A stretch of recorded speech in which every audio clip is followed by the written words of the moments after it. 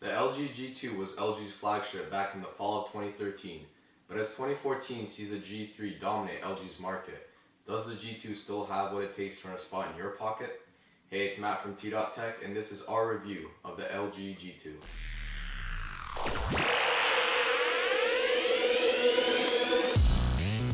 Last year's user experience has been updated to KitKat, bringing us even more features to the already feature-packed LG user interface. This phone includes features such as knock-on code, which allows you to wake and unlock your phone easily and securely. Another feature that I wish was on every phone is the ability to customize the on-screen keys to your liking. The keyboard that the G2 comes with also allows the use of emojis in every app, which is useful for the social media enthusiasts. These features, as well as many others, help shape the main user experience of the G2. On the hardware side of things, the G2 can still compete with the flagship phones of today. The G2 is complete with the Snapdragon 800, clocking in at 2.26 GHz, backed up with the Adreno 330 GPU and 2 GB of RAM. This package makes the G2 a speedy phone, even in today's environment. Powering it all is a 3000 mAh battery, lasting well over a day with medium usage of social media and texting. The battery also powers the beautiful 5.2-inch 1080p IPS display with a pixel density of 424 ppi. The vibrant colors, amazing viewing angles, and great brightness settings are all thanks to this great display. The screen shines even brighter as a result of the design language that LG has chosen. They have chosen to take the regular side-placed volume rocker and power buttons and have put them at the back of the phone.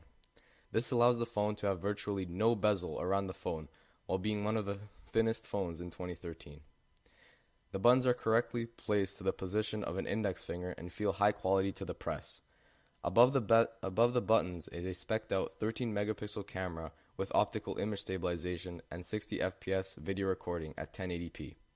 The G2 shooter provides amazing quality even for today, while putting some of today's flagships to shame with the optical image stabilization and 60 FPS recording capability.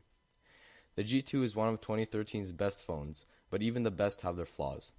The G2 has poor performing speakers in both volume and audio quality, while having mediocre outgoing call volume that can turn into a frustration over time.